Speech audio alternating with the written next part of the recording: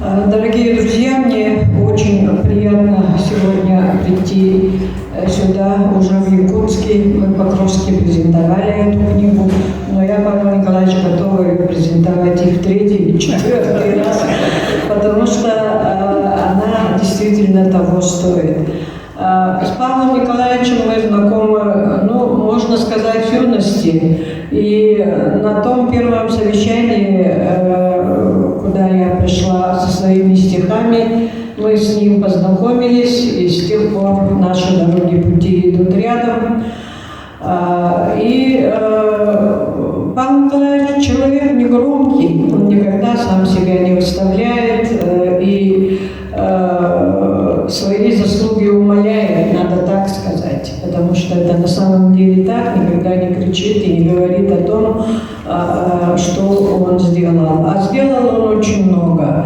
И к написанию этого романа, я знаю, что в самом начале, когда он задумывал, он разговаривал, конечно, со своими друзьями, которых сегодня рядом с нами нет, Николаем Егоровичем Батуровым, Усоном, Матвеем Егоровичем Харсхалом.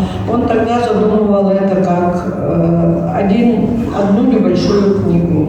Не то чтобы не небольшую, но одну книгу. Но настолько его эта работа увлекла, что вот он написал 4 книги. И это говорит о том, что он отдал, в общем-то, созданию этой книги самые лучшие свои годы. И вместе с тем, параллельно с созданием этой книги, вот сегодня здесь говорили о том, что он истинный патриот, настоящий патриот, он вернул ведь имя, истинное, настоящее имя Хамгаласскому улусу. Он был одним из инициаторов этого дела. Можно сказать, даже немножко потерпел за эти предложения, но тем не менее он стоял на своем, не просто упрямо стоял на своем, а каким-то образом смог убедить, что это надо сделать. И вот параллельно эта творческая работа, которую он, наверное, больше 20 лет она у него шла, эта работа. И время от времени мы, друзья говорили, что ты пишешь, роман пришел. Где он? По-моему, первый роман шел достаточно долго, да, Павел Николаевич? И поэтому мы ждали и не могли дождаться. А потом вот они пошли друг за другом. Я думаю, что человеку, который занимается историей и вообще пишет исторический роман, писателю такому очень-очень трудно. Они дадут мне здесь солгать. Олег Гаврилевич занимался художественными биографиями, я тоже. И я знаю, что писать неизвестно, что писать тяжелее. Про прошедшее время, о котором есть свидетельства разных людей и с разных точек зрения, или писать о сегодняшнем дне, когда, вроде бы свое мнение имеешь. Это очень сложная творческая работа, в которой нужно соблюсти все нюансы. И Павлу Николаевичу это удалось. И я хотела бы сегодня поблагодарить его семью, его жену Софью, я привыкла называть ее Софией, потому что для писателя, который пишет такую большую книгу, без помощи домашних это сделать невозможно.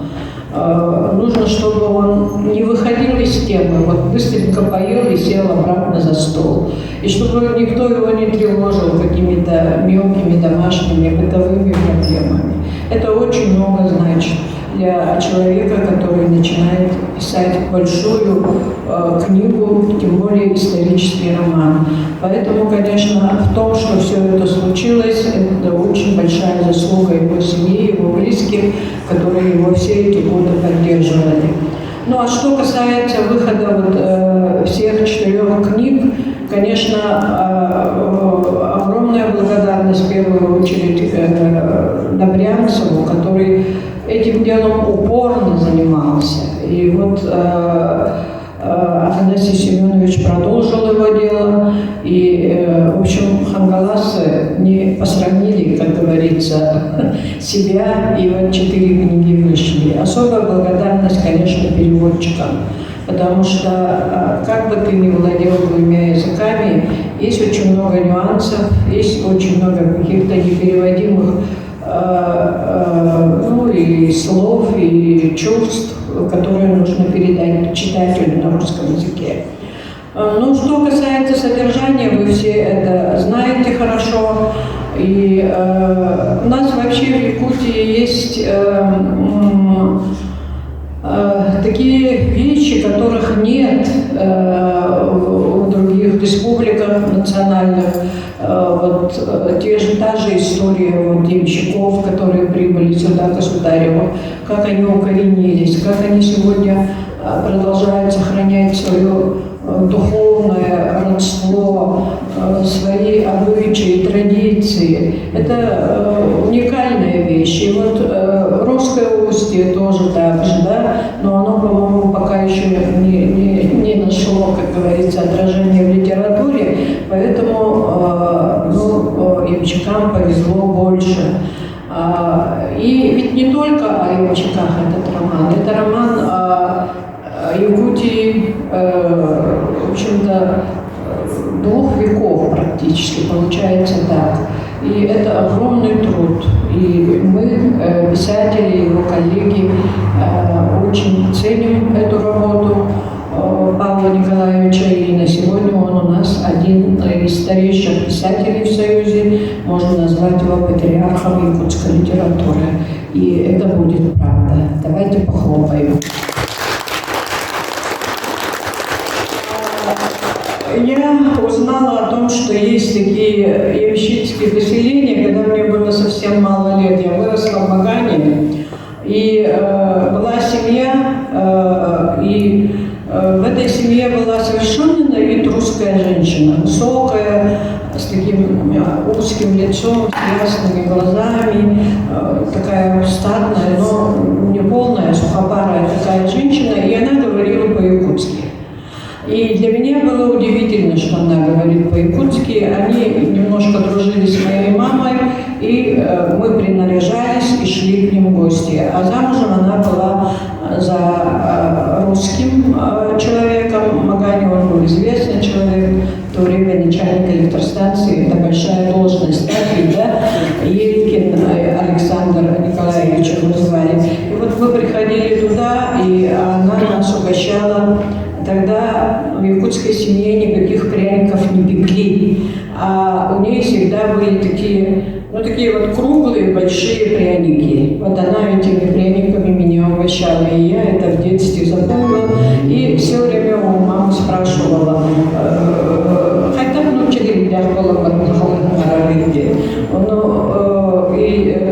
она мне объясняла все это, и мама ее как бы жалела. Я удивлялась, почему она ее жалеет.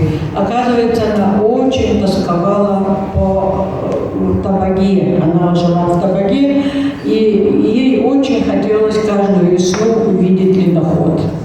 Она тосковала вообще по лени, по реке, по ледоходу, по этому воздуху. И она, видимо, рассказывала об этом матери и говорила, вот каждый год меня Александр обещает свозить туда, ну тогда и это были мотоциклы только с коляской в то время, и то не у всех, как говорится, у зажиточных людей. И вот она говорила, я мечтаю весной посмотреть на ледоход, но каждый год мне это не удается. И моя мама это пересказывала, а для нас, сухопутных людей, которые выросли на горе, как бы ледоход на реке не имел такого большого значения. Ну и я была маленькая и очень удивлялась этому ее желанию.